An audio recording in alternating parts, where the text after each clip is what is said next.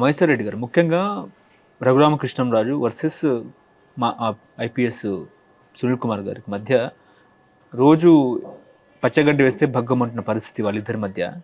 ఇప్పుడు ఆయన ఏమంటారు అంటే దాదాపుగా బ్యాంకులను లూటు చేశారని చెప్పేసి పోలీస్ ఆఫీసర్ గారు మాట్లాడుతున్నారు సునీల్ కుమార్ గారు. ఆయన ఏమో రఘురామకృష్ణంరాజు గారు ఏమో సర్వీస్ రూల్స్కి విరుద్ధంగా మాట్లాడుతున్నారని చెప్పేసి ఆయన.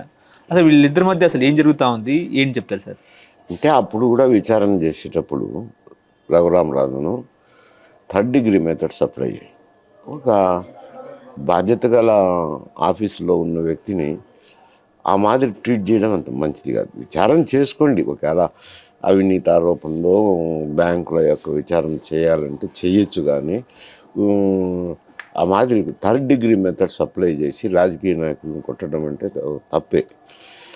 ఆ తప్పు వల్ల వాళ్ళిద్దరికీ ఒక విధమైన ద్వేషభావం ఏర్పడిపోయింది.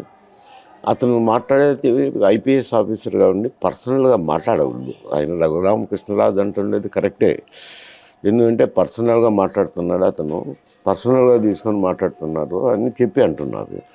అది వాస్తవమే కదా, అటు మాట్లాడకూడదు కదా. ఒక ఐపీఎస్ ఆఫీసర్గా ఉండి రాజకీయ ఆరోపణలు చేయొచ్చు, విచారించవచ్చు, విచారణ చేపట్టవచ్చు, కానీ ఈ మాదిరి పర్సనైజ్డ్గా మాట్లాడడము, థర్డ్ డిగ్రీ మెథడ్స్ అప్లై చేయడం అది తప్పే కదా. ఐపీఎస్ ఆఫీసర్గా చేయకూడదు అటువంటి పనులు. అంటే సర్వీస్ రూల్స్ కూడా విరుద్ధం అంటారా? విరుద్ధమే కదా, ఎవరు చేయమని చెప్పరు కదా. రాజకీయ నాయకులు అంటే ఏదో క్రిమినల్స్ అంటే విచారించుతుంటారు అనుకోండి, రాజకీయ నాయకులను ఆ విధంగా థర్డ్ డిగ్రీ మెథడ్స్ అప్లై చేయడం, ఆ విధంగా మాట్లాడడం అది మంచిది కాదు. ఆరోపణలు ఉంటే విచారణ చేయొచ్చు, కానీ అతనే ఇతను జైలు పోతాడు అది ఇది మాట్లాడేదానికి లేదు కదా. జైలు పంపించాల్సింది ఎవరు? కోర్టులు, కానీ పోలీస్ అధికారులు కాదు కదా. అట్లా నేను ఒక 420 అని చీటర్ అని ఇవన్నీ తప్పు అంటాను. 420 చీటర్ అనడము, రఘురామకృష్ణరావు రాజకీయ నాయకుడు మాట్లాడడం చాలా తప్పు. లావాదేవీలు జరిగి ఉండొచ్చు, ఒకవేళ లావాదేవీల్లో తప్పులు ఉంటే విచారణ చేయొచ్చు. ఈడీలు ఉన్నారు, సిబిఐ ఉంది, ఇవన్నీ ఉన్నాయి, విచారణ చేయొచ్చు, కానీ ఒక పోలీస్ అధికారిగా ఉండి అటువంటి మాటలు మాట్లాడడం తప్పు అంటాను. ఇప్పుడు మొన్న బాబు గారు సీఎం గారు కలెక్టర్ కాన్ఫరెన్స్లో కొన్ని వ్యాఖ్యలు చేశారు గత ప్రభుత్వం మీద.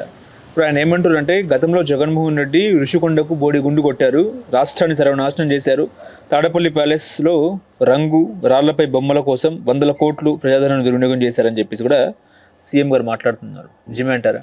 ఇప్పుడు నిజమా అబద్ధమా, వాస్తవమా అవాస్తవమా అనేది కాదు సమస్య.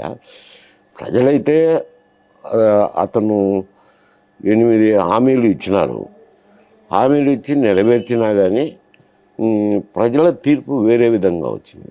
ఎందుకంటే 10 సీట్లు 11 సీట్లకు లిమిట్ చేసినారు. ప్రజల్లో ఏహేభావం వచ్చిందంటే కదా అప్పటికి ఈ పాలన పట్ల వచ్చే తీర్పిచ్చినారు.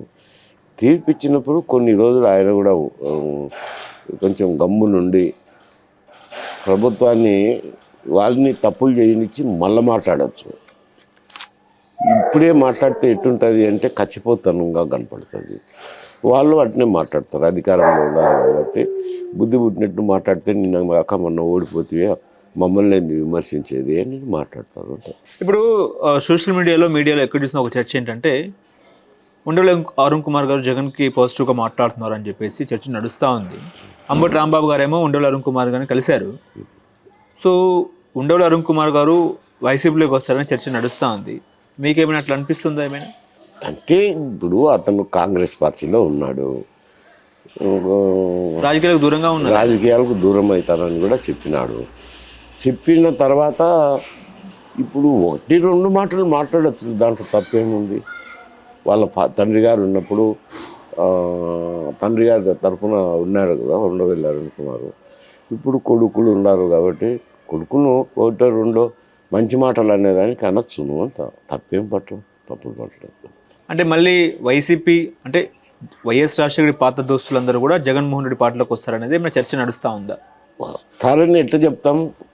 అప్పుడు వైఎస్ఆర్ ఒక పార్టీలో ఉన్నప్పుడు ఉండిండొచ్చు కాంగ్రెస్ పార్టీలో, ఎందుకంటే కాంగ్రెస్ పార్టీ వైఎస్ఆర్ విడదీయలేని అనుబంధం మాదిరి ఉన్నారు కాబట్టి వాళ్ళు కాంగ్రెస్ పట్ల విధేయత కలిగినారా వైఎస్ఆర్ పట్ల విధేయత కలిగినారని డిఫరెన్షియేట్ చేయలేము కదా. అది అతను కాంగ్రెస్ పార్టీ నాయకుడు, కాంగ్రెస్ పార్టీలో ఉన్నారు. అప్పుడు ఆ విధానాలను వాళ్ళు సమర్థించుతున్నారు. దాన్ని బట్టి ఇప్పుడు వీళ్ళు వైఎస్ విధేయులు అవుతారు. వైఎస్ విధేయులు కాబట్టి ఇప్పుడు జగన్మోహన్ రెడ్డికి కూడా విధేయులు అవుతారని గీత గీసేదానికి లేదు అంట.